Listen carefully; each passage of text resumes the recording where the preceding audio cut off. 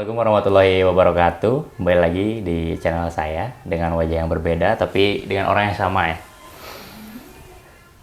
Pada kesempatan hari ini kebetulan kita kedatangan tamu nih dari Sekretaris Jenderal DPD Partai Gelora di Kabupaten Bandung Barat, Kang. Sehat?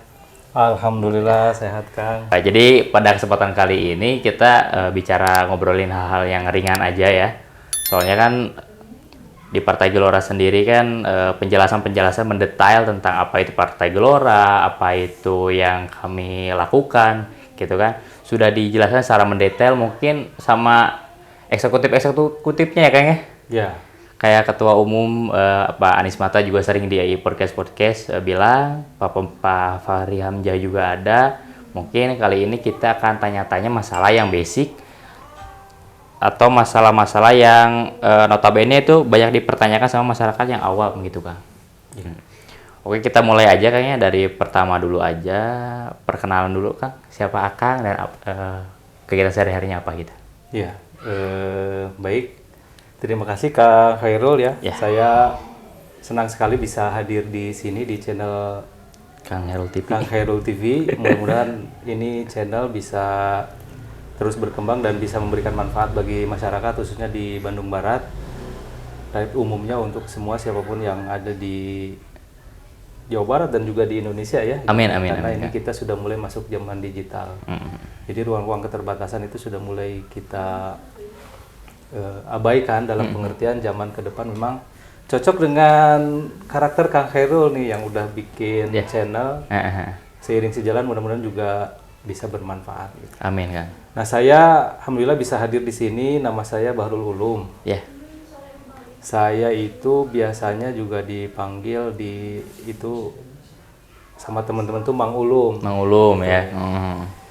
Tiba-tiba saya jadi paman banyak orang. Kenapa tuh? Jadi kenapa? Ya biasanya semakin akrab tuh semakin panggilnya Mang Ulum. Oh Mang gitu ya. Nah biasa kalau di segmen kemasjidan tuh saya biasanya mengenalkan Bahrul gitu. Ya kan Bahrul. Ya. Cuma dia terbiasa dengan ngomong seperti itu ya. Tapi kalau bisnis atau orang-orang umum tuh saya ngenalinnya dengan Ulum.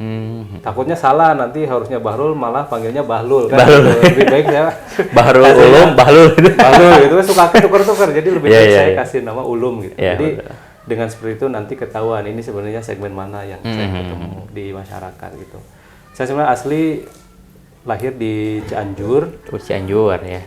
Tapi masa kecil aja gitu. Saya tuh sebenarnya nomaden dari Cianjur. Oh jadi di Cianjur tuh istilahnya numpang lahir aja. Lahir lah sampai SMP. Oh sampai SMP juga sempat gitu. Habis itu saya ke Sukabumi, sekolah SMA, kemudian juga pindah ke Bandung, pindah ke Jakarta, pindah juga kemudian ke Bekasi.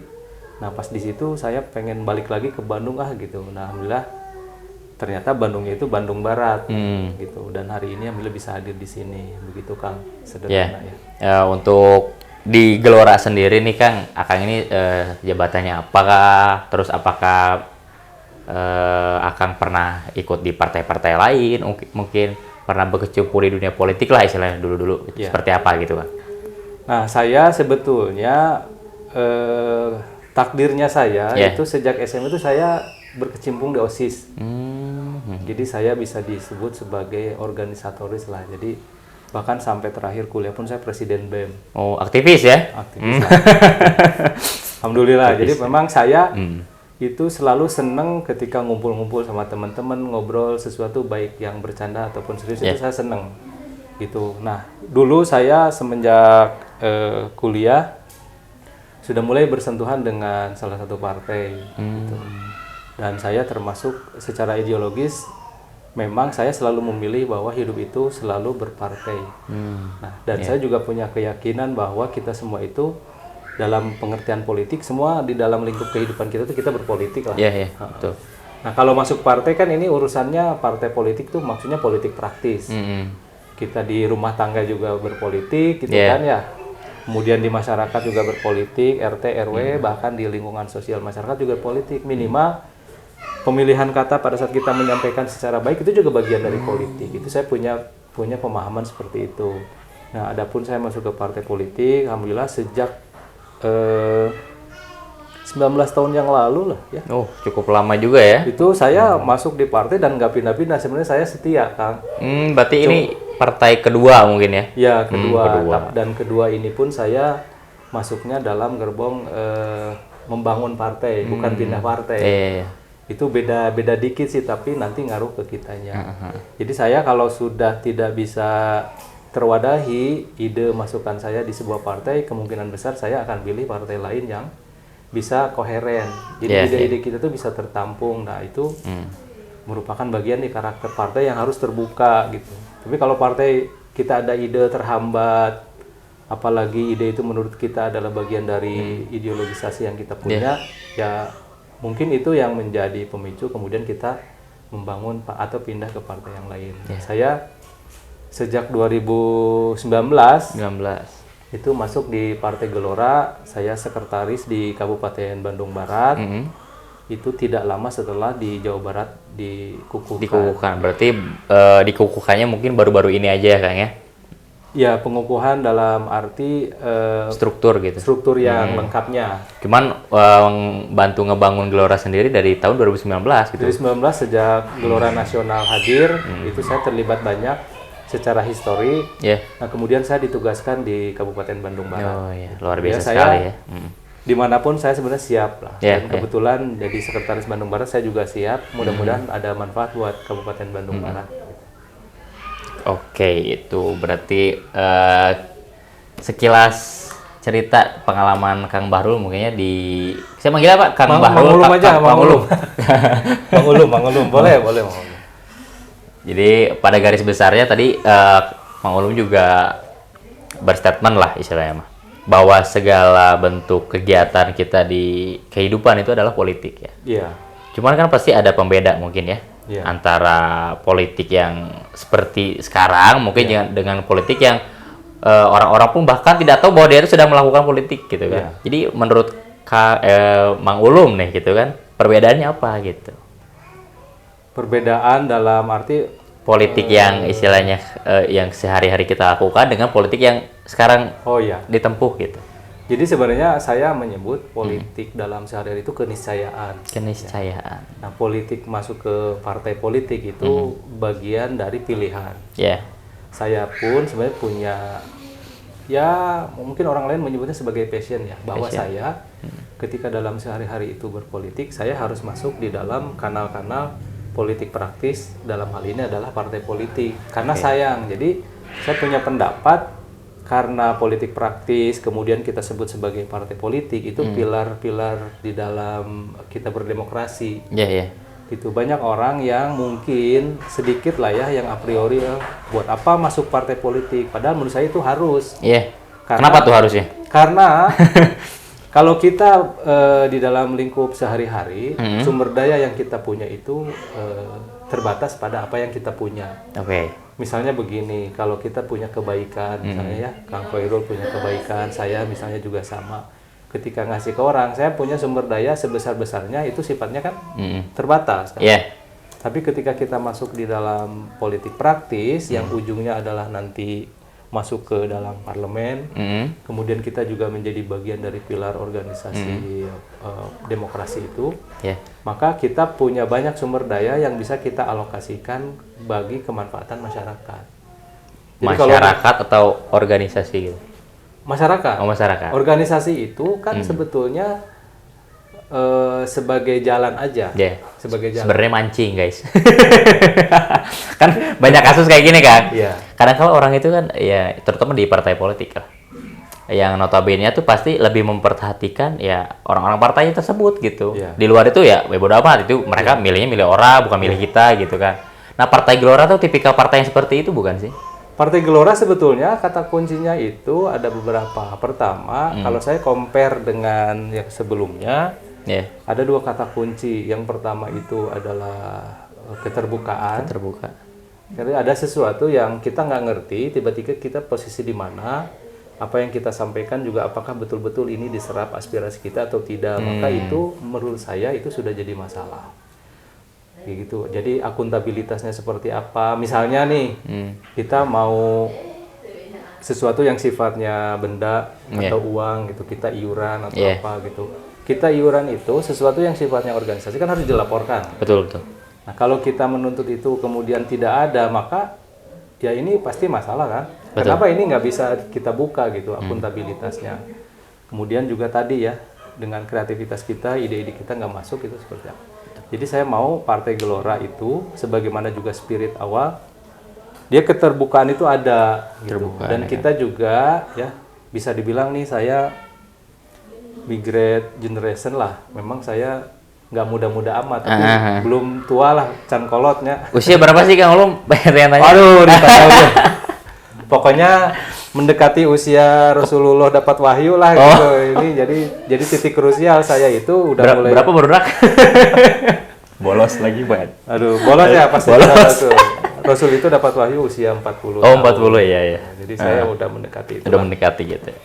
Nah, Partai Gelora bedanya dengan partai yang lain seperti itu. Jadi kita sebagaimana idealisme yang dibawa oleh Anies Mata dan Fahri Hamzah, itu adalah partai yang terbuka, kita punya akuntabilitas yang cukup. Kemudian juga dia tidak terlalu memaksakan kehendak yang sifatnya itu top down. Jadi kreativitas kita itu boleh jelaskan coba gitu. Apa itu arti top down gitu kan selama ini kalau di partai yang lama atau mungkin juga partai lain itu apapun yang diperintah atasan gitu ya, kudu begini kudu begitu kita ngikut nurut gitu ya. Di Partai Gelora itu tidak seperti itu. Kita itu berbasis pada partisipasi. Maka jabatan-jabatan yang sifatnya hanya sesuatu yang saya jabatannya apa itu, menurut saya itu nggak laku di Gelora itu. Jadi apa yang bisa membuat seseorang itu partisipasinya maksimal, mungkin di situ yang akan coba kita tempatkan begitu. Jadi bebas berpendapat mungkin ya, pada garis besar seperti itu. Betul. Nah, untuk di Kabupaten Bandung Barat itu sendiri, Mang Ulum ya, itu gimana historinya gitu, bisa terbentuknya, terus sekarang kondisinya seperti apa gitu, seperti itu. Nah, Bandung Barat ini ya saya jelaskan dulu ya. Jadi struktur secara nasional itu banyak ya, ada Anies Mata dan Fahri Hamzah, kemudian juga ada Deddy Mizwar, Tati Sanggar, Wati, dan banyak juga yang lain, artis-artis juga sampai hari ini sudah mulai banyak. Ini patut kita syukuri karena dukungan itu di luar apa yang kita bayangkan sebelumnya. Di luar ekspektasi kita ya. Nah, kemudian juga di Jawa Barat itu ada Haji Haris Juliana, anggota DPR dan pimpinan di DPRD Jawa Barat 2014 sampai 2019. Dan kebetulan beliau Pak Haris ini kan tinggalnya di Bandung Barat. Oh, Pak Haris di Bandung Barat rumahnya. Ya, beliau sebagai pendiri, kemudian juga ikut terlibat di sana, ditunjuk sebagai pimpinan di DPW Jawa Barat. Nah, kemudian secara keorganisasian dan juga secara pribadi menitipkan Bandung Barat siapa nih gitu. Saya katakan saya siap-siap aja apapun posisinya gitu. Nah, kemudian setelah itu tidak lama dari peng-SK-an di pusat juga Jawa Barat, Bandung Barat itu sudah lahir. Gitu. Tapi untuk ketuanya kan Mang Ulum di sekretaris ya? Ya. Untuk ketuanya itu siapa sih? Ketuanya Aam Salam Taufik, Pak Aam Salam Taufik. Ya, beliau juga adalah anggota DPRD Kabupaten Bandung Barat. Sejak 2004 sampai 2014 dari fraksi PKS. Gitu. Kemudian saya sekretarisnya, bendaharanya Kang Wisnu Aditya Warman. Nah, beliau juga bersama-sama kita ya aktivis di Partai Gelora, Partai Golkar. Itu pindah ke kebuka nih guys, berarti partai lamanya Partai Golkar, Mang Ulum teh. Ya betul kan? Bukan. Ada sih aktivis Partai Golkar. Ya, bukan. Saya dari PKS. Oh, PKS. Cuma saya belum pernah mencalonkan diri jadi bacalek. Jadi bacalek belum pernah. Ya. Terus ada statement seperti ini ya. Partai Gelora itu seperti distereotipkan dengan pecahannya PKS. Itu menurut Mang Ulum bener gak sih? Itu pendapat masyarakat, saya tidak bisa membantah ya. Jadi sesuatu tuh saya nggak bisa ngejelasin, satu orang ngomong saya ngasih bantahan atau gimana. Saya kira itu saya sulit bagi saya. Tapi kira-kira kalau saya ingin menyampaikan bahwa bukan dalam konteks benar salah statement itu, tapi saya ingin katakan bahwa Partai Gelora dibangun oleh hampir semua partai-partai yang eksodus dari partai lain. Gitu. Bahwa di sana ada kemudian Anies Mata dan Fachri Hamzah adalah bagian dari PKS sebelumnya, itu juga kita tidak bisa bantah. Pak Haris Juliana juga dari PKS, itu juga betul. Saya juga dari PKS, betul. Tapi kalau dihitung secara jumlah, Bandung Barat ya, yang saya hitung di Bandung Barat, yang dari PKS itu cuma 4 orang. Di struktur kepengurusan? Cuma 4 orang sepengurusan. Mungkin ada... Itu mereka berapa tuh bawa gerbong? Enggak? Oh, enggak. Oh, enggak.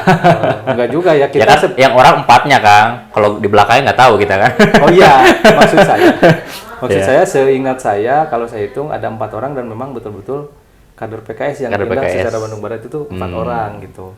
Sisanya mungkin ada simpatisan yang mungkin saya juga nggak bisa tanya satu-satu. Tapi sebagaimana tadi disampaikan bahwa banyak sekali partai lain yang kemudian pindah ke Partai Gelora. Kalau Anies Mata tuh menyebutnya sebagai Muhajirin sama Ansor. Jadi di dalam sejarah Rasul ya, ketika dari Mekah ke Madinah, dari Mekah itu anggap sebagai kaum Muhajirin. Karena ada kepentingan perkembangan masyarakat, perkembangan politik, Islam. kemudian hijrah itu berarti kan orangnya namanya Muhajirin. Pindahlah ke Madinah. Nah, ketika di Madinah itu banyak kaum Ansor itu menolong. Ya menolong. Ya. Jadi ketika Partai Gelora mungkin ada beberapa pencetusnya dari PKS dianggap sebagai yang tadinya sedikit, justru sekarang lebih banyak dukungan itu dari hampir mayoritas kalangan di masyarakat. Jadi untuk basis juga nggak ngambil dari basis PKS gitu. Enggak lah, kita punya basis sendiri gitu. Kita punya basis sendiri. Ya saya juga paham untuk urusan itu. Saya juga menangkap pesan, tolong dong jangan ambilin kader saya gitu ya. Oh iya. Ya saya nggak akan, tapi kalau orangnya minta ke saya masa kita nolak kan, Kang? Ya. Betul. Ya kita mah terima aja lah gitu kan. Iya. Begitu. Oke, next kita pertanyaan selanjutnya ini. Banyak di luar sana kan ada orang-orang awam belakang ya yang belum tahu bagaimana mekanisme politik itu berjalan, mekanisme pemilu itu seperti apa, terus juga bagaimana seseorang bisa terpilih gitu kan menjadi wakil mereka gitu kan. Nah mungkin akan bisa bantu jelaskan gitu sistem pemilihan itu seperti apa sih? Oke, kalau kita lihat dalam skup Bandung Barat. Jadi ini saya ingin menyampaikan ke semua masyarakat baik pemuda maupun petua ya. Jadi terutama yang muda-muda nih yang lahir masa milenial Z ke sini ya, gitu Gen Z. Itu saya bersyukur sekali sampai hari ini bisa dikasih panjang umur. Jadi di tiap jenjang itu kita ada legislatif. Ya. Yang paling rendah itu di kabupaten atau kota. Kabupaten kota, DPRD. Contoh misalnya di Kabupaten Bandung Barat, kita ada 50 anggota DPRD Kabupaten Bandung Barat. Nah, sedangkan di Provinsi Jawa Barat itu ada sejumlah 120 anggota DPRD Provinsi Jawa Barat. Di pusat itu kalau nggak salah 575. Nah, kita misalnya kerucutkan nih Kabupaten Bandung Barat. Nah, Bandung Barat dari 50 anggota dewan, kita punya 16 kecamatan. Nah, karena harus mewakili wilayah, maka ada istilah dapil. Daerah pemilihan yang Kabupaten Bandung Barat itu punya 5. Jadi dibagi 5 dari 16 kecamatan. 5 dapil. Dibagi menjadi 5 dapil. Dapil satunya itu Ngamprah pada Larang Saguling. Kemudian dapil 2-nya itu Cikalong, Cipende, Cipatat. Dapil 3-nya itu Lembang, Parongpong, Cisarua. Dapil 4 itu Batu Jajar, Cihampelas, Cililin. Dapil 5-nya itu Sindangkerta, Cipongkor, Rongga, Gunung Halu. Oh, berarti yang terakhir lebih banyak ya kecamatannya? Lebih banyak, tapi hitungan yang dipakai adalah pemerataan jumlah penduduk. Mungkin saja kalau dilihat dari geografisnya itu wilayah KBB Selatan itu jumlah penduduknya jarang-jarang. Jadi jumlah kecamatannya ada 4. Nah, rata-rata itu masing-masing 10 anggota dewan. Per dapil calonnya itu. Contoh misalnya di dapil 1 Ngamprah pada Larang Saguling itu nanti akan ada 10 anggota dewan. 10 kursi maksudnya gitu ya? 10 kursi. 10 kursi gitu. Dapil 2 10 sampai dapil 5 sehingga total itu ada 50. Nah, pemilihannya ya gitu, nanti kan ada banyak partai sama-sama mencalonkan yang terpilih yang mana, disitulah yang lolos. Nah, cara yang lolos mungkin kita coba diskusi nanti ya. Siap. Karena nanti yang terpenting itu kalau bahasa sederhananya begini, dari 3 kecamatan kalau ada 100 100.000 suara misalnya ya, 100.000 suara, 10 kursi berarti satu orang akan menjadi anggota DPRD kalau punya suara 10.000. 10.000. Jadi angka minimal itu 10.000. Ya. Tapi itu bukan menjadi patokan lah yang harus Ya. ditempuh kan. Bisa aja di bawah itu kan mereka bisa jadi ya. Bisa kita istilahkan sebagai suara sisa. Oh gitu. Tapi kalau misalnya kita 10.000 dapat satu kursi, misalnya Partai Gelora, Iya. suaranya 10.000 berarti dapat satu kursi. Itu satu. Tapi kalau 20.000 dapat 2 kursi. iya. Gitu. Kalau 30.000 dapat 3 kursi begitu. Menarik, Seperti menarik, itu, Kang. menarik. Gitu. Oke lanjut. Di Partai Gelora sendiri Kang ya. Seumpamanya kan kita target itu di 2024 kita ikut di pemilihan kan ya, Ya. pemilihan legislatif. Seumpama misalkan kita, ya pastilah kita pasti dapat. Saya Optimis kita harus optimis ya. Dapat aja misalkan kita dapat beberapa kursi di masing-masing dapil gitu. Apa program kerja yang akan Partai Gelora jalankan gitu? Ya, kalau saya melihat secara pribadi ya, belum pandangan partai, karena partai mungkin dalam skala nasional dia ada hitung-hitungannya sendiri. Saya melihat Kabupaten Bandung Barat itu, yang satu hal yang harus kita maklumi adalah Bandung Barat ini baru. Oke.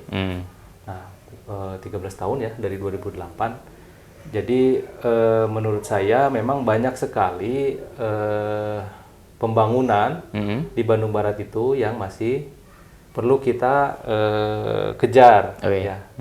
Jadi misalnya IPM, pembangunan manusia seperti apa, itu banyak ketinggalan. Padahal Bandung loh ini.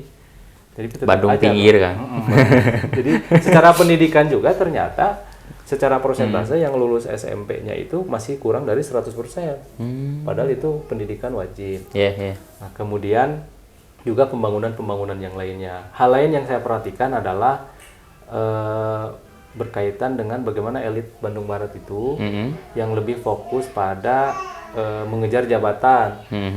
Padahal di dalam imajinasi saya, kalau kita menjadi anggota DPRD, apalagi menjadi bupati, itu adalah pelayan. Pelayan masyarakat ya.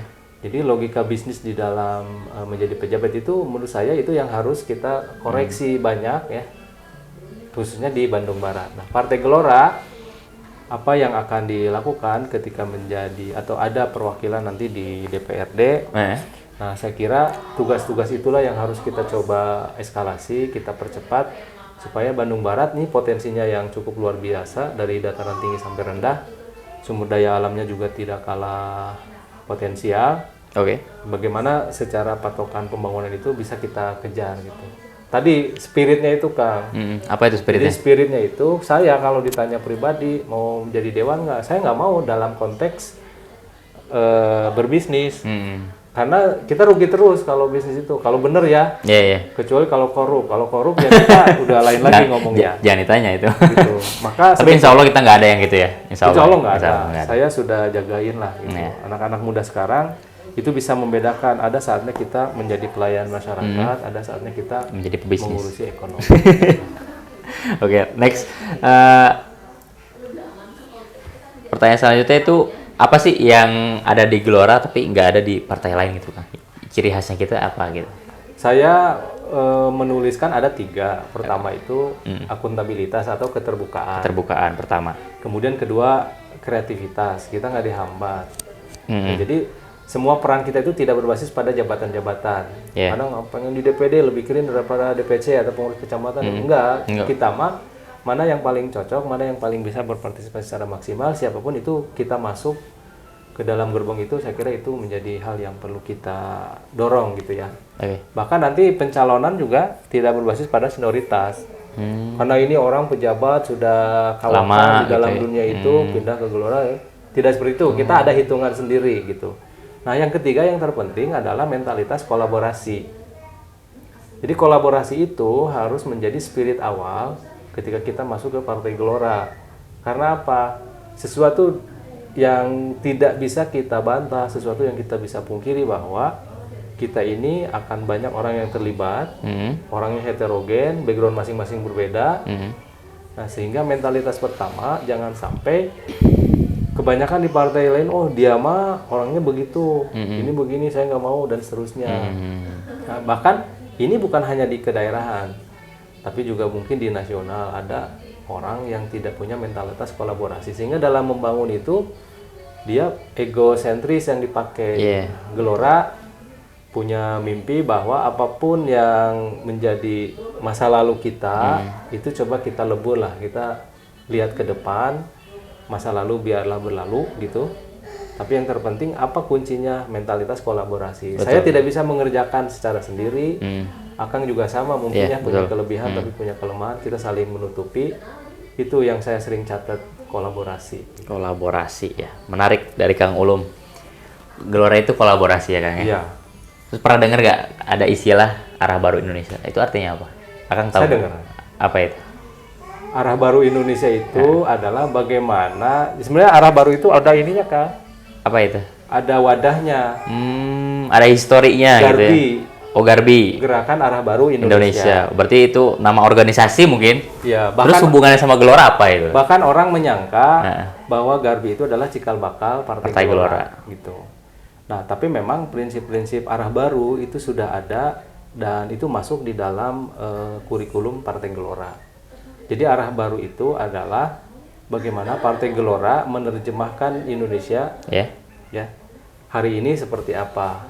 Ini ide besarnya ada di Ketua Umum Anies Mata yang membagi Indonesia itu dalam 3 gelombang. Gelombang pertama menjadi Indonesia bagaimana dari mulai zaman penjajahan sampai dengan zaman Indonesia merdeka, ya. Membangun Indonesia itu zaman Orde Lama dan Orde Baru. Nah, reformasi itu adalah gelombang ketiga. Nah, yang kami menganggap gagal juga ternyata reformasi. Masih gagal. Bagaimana membangun Indonesia, Orde Lama adalah antitesa, Orde Baru itu antitesa dari Orde Lama, reformasi antitesa dari Orde Baru. Jadi ketika kepemimpinan ini muncul, dia sering menafikan pembangunan yang sudah dilakukan sebelumnya, gitu. Jadi arah baru itu sekarang di masa reformasi sampai hari ini yang sudah masuk fase 20 tahun, ya, itu gagal dalam arti mentalitas kita itu tidak menjadi Indonesia yang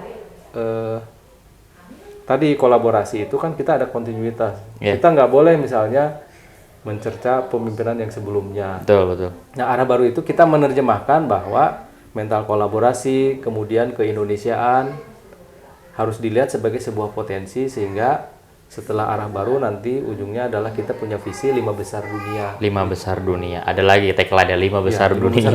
Cita-cita itu jadi bukan hanya bagaimana nasional, bagaimana Indonesia. Tapi itu istilahnya bukan janji palsu atau omong kosong lah itu. Itu bukan. Salah satu emang yang akan kita kejar juga kan? Iya. Kan kita kurius nih. Maka bagus juga nanti ke depan ada judul yang lain di dalam segmen setelah ini misalnya. Bagaimana caranya Indonesia bisa menjadi kekuatan 5 besar dunia. Nanti kita bisa diskusikan lagi sama teman-teman. Sering dibahas juga soalnya sama yang begitu. Para ketum itu gitu. Iya. Yang lanjutkan gimana kan tadi? Ya, jadi arah baru itu bagaimana Ketua Umum berserta Partai Gelora bahwa Indonesia ke depan harus dilihat sebagai Indonesia. Bayangkan kan, Indonesia itu sekian ribu pulau, sekian ratus suku dan seterusnya, tapi kita nih mau bersatu gitu. Nah, zaman reformasi ternyata ini menjadi bahan buat dicabik-cabik, dikonfrontir, sehingga kita ini jarang akur gitu. Saya nggak ngerti kenapa seperti itu. Anggap saja satu kekuatan kolaborasi itu membuat Indonesia bersatu, insya Allah itu secara rasionalitas nanti bisa kita jelaskan, itu bisa menjadi kekuatan besar. Misalnya ada cerita tentang bagaimana Indonesia yang merupakan gabungan dari beberapa pulau, Indonesia sebagai jantungnya dunia. Betul.